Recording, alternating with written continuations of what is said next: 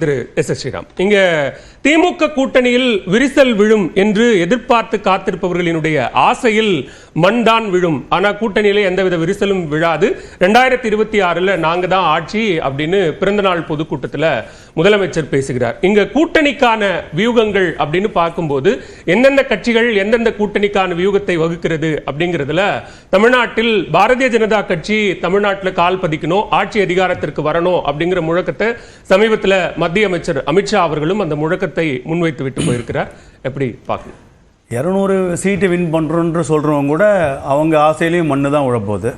ஏன்னா தமிழ்நாடு ஹிஸ்ட்ரியில் ஜாம்பவான்கள் ஆகிய காமராஜரோ, அண்ணா அவர்களோ, எம்ஜிஆர் அவர்களோ, ஜெயலலிதா மேடம் அவர்களோ, கலைஞர் அவர்களோ யாருமே 200 சீட்டு அவங்களுடைய பெருந்தலைவர்கள் இவர்களெல்லாம் வெற்றி பெற முடியாத 200 சீட்டை வாங்குவார்னு சொன்னால் அது பாஜகவை பார்த்து என்ன வைக்கிறாங்களோ அதே பார்வை நம்மளும் வைக்கலாம்.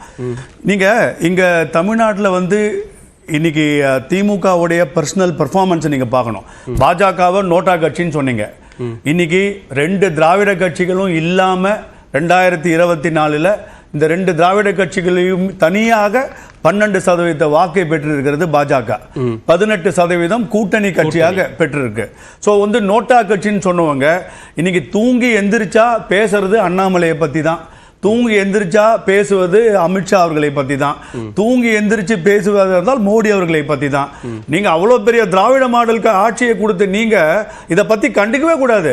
நீங்க மாட்டுக்கு உங்க இலக்கை நோக்கி போய் கொண்டிருக்கணும். மத்திய அரசை குறித்தோ, பிரதமரை குறித்தோ, உள்துறை அமைச்சரை குறித்தோ அல்லது மத்திய அரசை தமிழ்நாட்டில் ரெப்ரசென்ட் பண்ணக்கூடிய ஒரு தேசிய கட்சியின் மாநில தலைவர் குறித்தோ மாநில கட்சியாக அல்லது மாநில அரசாக அவங்க விமர்சனமே வைக்க கூடாதா? விமர்சனம் நீங்க வைக்கலாம். நாங்களும் அதே தான், நான் விமர்சனம் வைப்பது வேறு.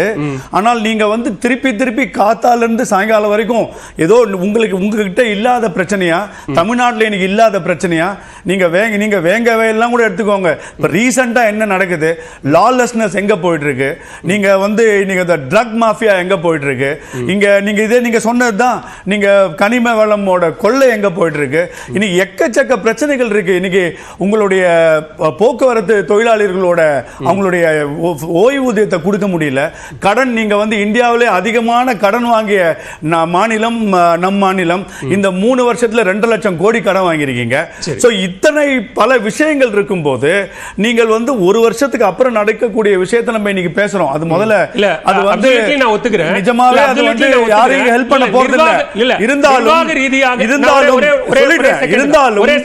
தானாக அவர்கள் வாழ்க்கையிலேயே தானாக தனித்து நின்று வெற்றி பெற முடியாத ஒரு கட்சி திமுக. இன்னைக்கு வரைக்கும் 2 முறை திருப்பி அவர்கள் ஆட்சிக்கு வர முடியாத ஒரு கட்சி. பாஜகவை பார்த்து 15 மாநிலத்தை ஆடக்கூடிய ஒரு கட்சி.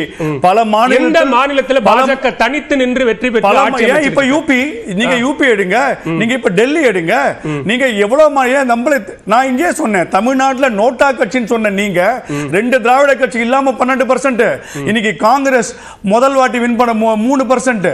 போன 2024 திமுகவின் ஆதரவால் கிடைத்தது 10%, 10.75%.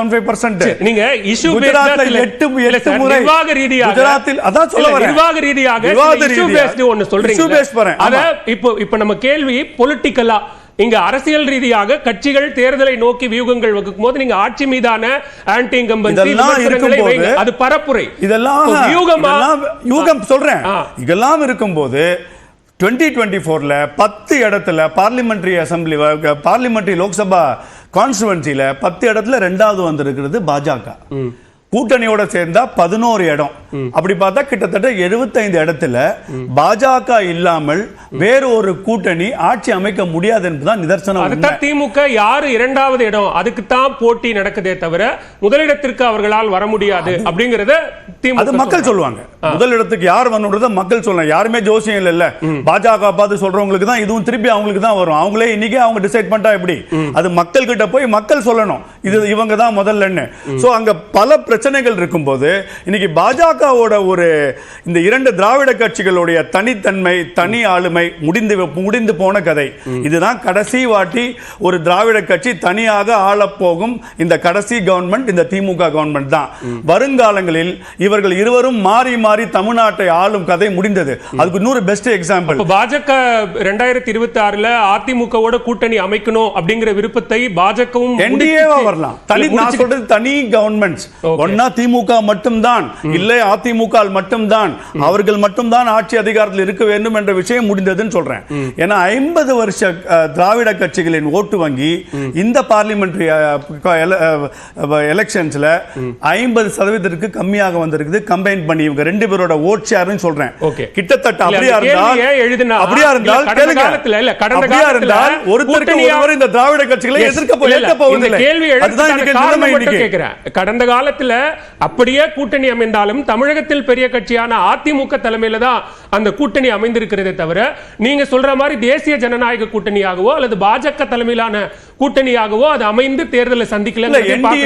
என்டிஏன்றது இப்ப ஆந்திரால வந்து என்டிஏனா வந்து டிடிபி தான் மெயின். அந்த என்டிஏ கவர்மெண்ட்ன்றது வந்து எப்பவுமே பாஜக தான் முதல்ல லீடர்னு இருக்கணும்ன்றது இல்ல. ஆனால் இன்னைக்கு வருங்காலத்துல தமிழகத்துல நீங்க போன இப்ப ஓட்டு சதவீதம் பாஜக வந்து பாஜகவை யாரும் தூக்கி செல்ல வேண்டாம். பாஜகவோட இணைந்தால் தான் இன்னைக்கு அவர்களுக்கு வாழ்க்கை. அது யாராக இருந்தாலும் நீங்க தூக்கி போன கதையெல்லாம் முடிஞ்சது. இப்ப உங்களை யாராவது தூக்கின்னு போனோம் சொல்றவர்களை சொல்றேன், நான் யாரையும் தனிப்பட்டு சொல்லவில்லை. அதனால இன்னைக்கு பாஜக வந்து புஷோவர் கிடையாது. பாஜக இல்லாமல் ஆட்சியில் அமைய முடியாது. ஆனால் வரும் 2026க்கான ஒரு வியூகத்தை பாஜக நிச்சயமாக செய்யும். என்டிஏ பிரமாதமாக செய்யும். அதை இன்றைய டிவி விவாதத்தில் உட்கார்ந்து இதை செய்வோம் என்று யாரும் சொல்ல மாட்டார்கள். அதை நீங்க பொறுத்திருந்து பாருங்க. இன்னொன்னு நீங்க இப்ப சொல்லிடுறேன், நாங்க திமுக கூட்டணியில இருந்து யாராவது வெளில வரணுன்றது பாஜகவோட எண்ணம் இல்ல.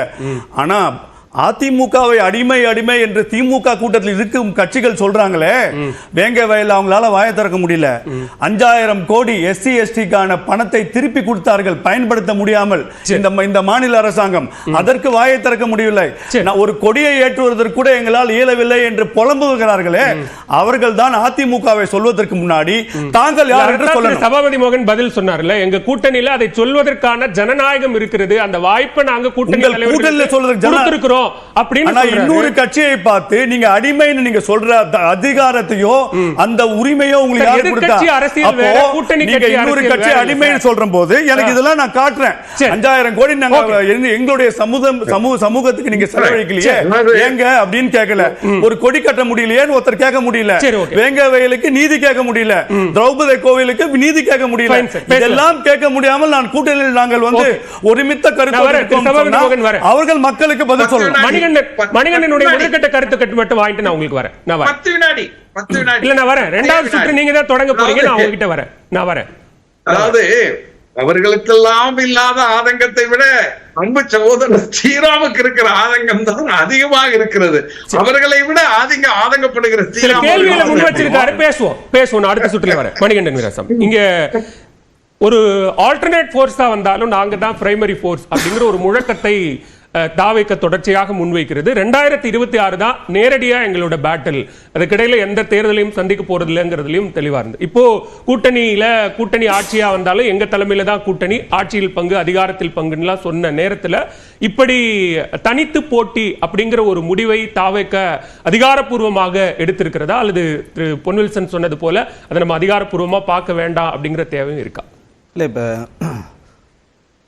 மாநாட்டிலே பார்த்தீங்கன்னா தலைவர் விஜய் அவர்கள் ரொம்ப தெளிவாக வந்து சொன்னார். என்ன சொன்னார்னா, எங்களோட கொள்கையை ஏற்றுக்கிட்டு யாரெல்லாம் வராங்களோ அவங்களோட வந்து நம்ம வந்து தொடர்ந்து வந்து பயணம் பண்ணுவோம்.